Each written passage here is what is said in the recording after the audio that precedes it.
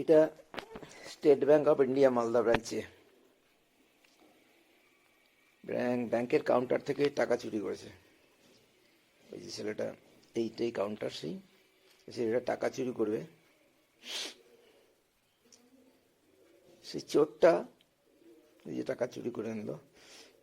চোরটা হচ্ছে ব্যাংকের কাছে খুব ইম্পর্ট্যান্ট ক্যাশ ক্রেডিট কাস্টমারের কর্মচারী। এটা আমার কথা না, এটা চুরি করার দিন তো অন্য চিফ ম্যানেজার ছিল, ক্যাশ ক্রেডিট ম্যানেজারও অন্য ছিল।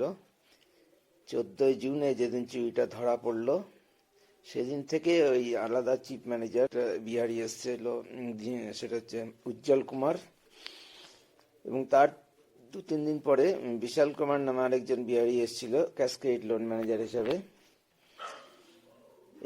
এদের ভাষায় সেই কাস্টমারটা একটা খুব ইম্পর্টেন্ট কাস্টমার। সেই চিফ ম্যানেজার বলেছিল যে, ফুটেজটা দেখার পর বলেছিল যে চোরের বিরুদ্ধে আইনি ব্যবস্থা ব্যাংক নেবে, এবং ওই ক্যাশিয়ারের সেদিনের দেওয়া চুরি হওয়া যে 53,000 টাকা নিজের পকেট থেকে দিতে হয়েছিল ক্যাশিয়ারকে, সেটা উদ্ধার করে ফেরত দেওয়া হবে। কিন্তু সেটা হয়নি, তারা কথা রাখেনি। State bank of India Malda ব্রাঞ্চের সেই chief manager Ujjwal Kumar, cash credit loan manager Bishal Kumar,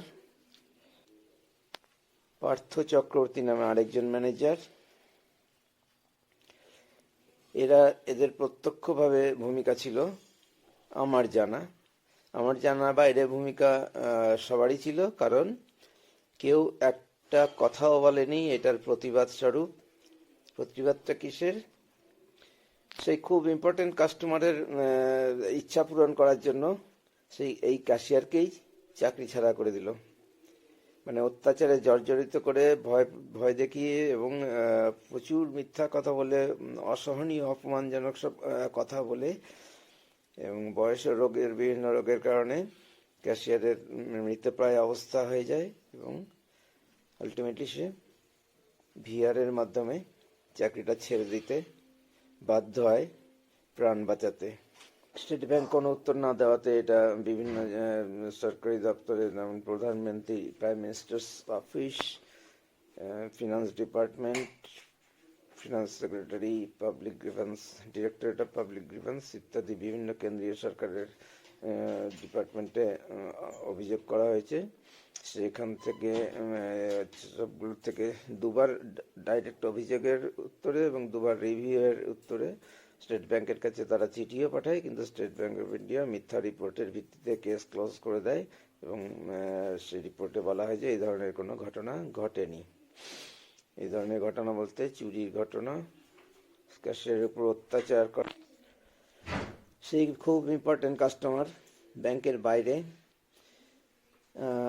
অবশ্যই সবার সঙ্গে একমত হয়ে স্টেট ব্যাংক অফ ইন্ডিয়ার Malda chief manager Ujjwal Kumar, cash credit loan manager Bishal Kumar, এবং আরও যারা জড়িত আছে এবং যারা ডাইরেক্ট ভূমিকা নিয়েছে কিংবা ইনডাইরেক্ট ভূমিকা নিয়েছে, তাদের মদতে সেই ইম্পর্টেন্ট কাস্টমারটি মালদার অর্থাৎ স্থানীয় বাজারে প্রচার করেছে যে এটা কোনো চুরি নয়, এখানে এটা সাজানো ঘটনা, অর্থাৎ ক্যাশিয়ার এই ঘটনাটা সাজিয়েছে।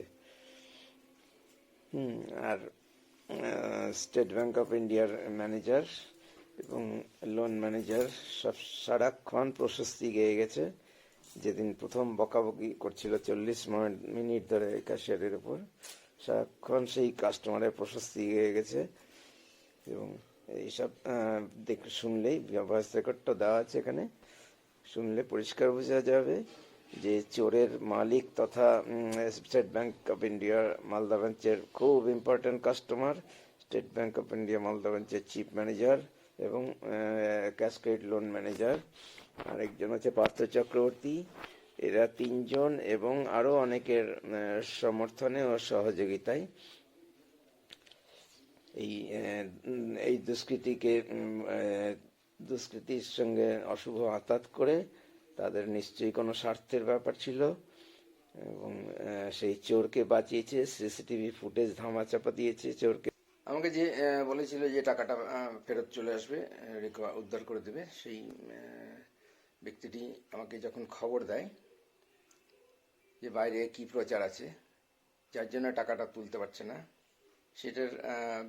সেটার ভয়েস রেকর্ডের সঙ্গে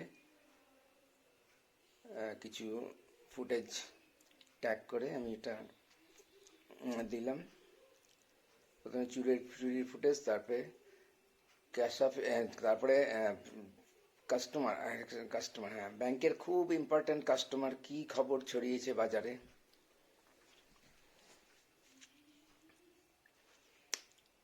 ব্যবসায়ী সমিতির সেক্রেটারিকে কি বলেছে যে এ ধরনের চুরি এই ধরনের কোনো ঘটনা ঘটেনি, এটা একটা সাজানো ঘটনা।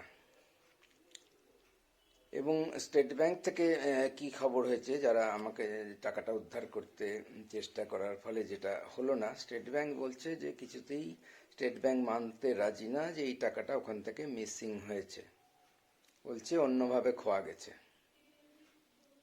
এ ধরনের নানা রকম মেশানো কথা আছে। কেউ বলেছে যে একটা কাগজ তুলে নিয়েছে, ন্যাচারালি বানাতে বানাতে বিভিন্ন জন বিভিন্ন বানাচ্ছে, কিন্তু মোদ্দা কথা হচ্ছে লোকালিটিতে মার্কেটে প্রচার হয়েছে যে এটা চুরি হয়নি, এটা আমি সাজানো ঘটনা বলছি। আর ব্যাংক থেকে বলেছে যে না, এটা চুরি হয়নি, টাকা অন্যভাবে খোয়া গেছে।